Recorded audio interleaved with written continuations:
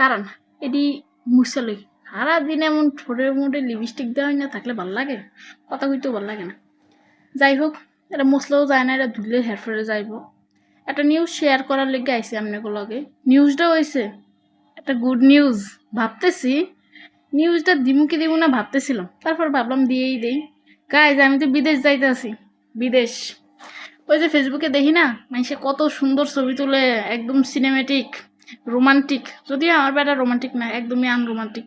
Romantic করে লো মনে সমস্যা নেই, বিদেশ যায়া ভাবতেছি বিদেশ যামু, কি পোষে ছবি তুলমু, সব ড্রেস মেরেস সব ভাবতে আসি। তারপরে ভাই বিদেশ যাইয়া চিন্তা করছি কোটি কোটি টাকা কামামু।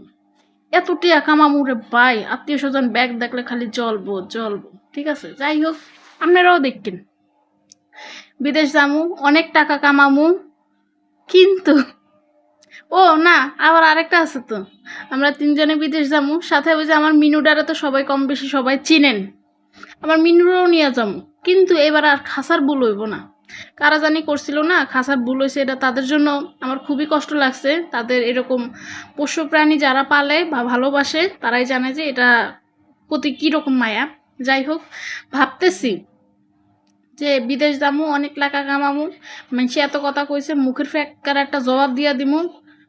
কিন্তু একটা সত্যি কথা কই গাইজ, এরা তো উফুর উফুরে ভাবতেছি, সত্যি কথা হইছে আমার না বিদেশ যাই না কোনোটিই নেই। শালার আমার পাসপোর্টই নেই, আমি বিদেশটা যাবো কেমনে?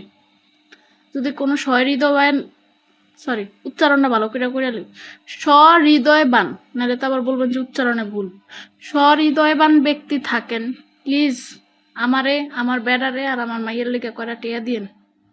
পাসপোর্ট বানামু গাইস, বিদেশ যামু, হিয়ার পরে যায় বিদেশ যাই এমনি টিয়া এমনি করে দিয়ে দিব, প্লিজ দিয়েন প্লিজ। একাতে মোবাইল নইলে হাত জোর করতাম, বুঝছেন? একাতে মোবাইল কেমনে হাত জোর করুম?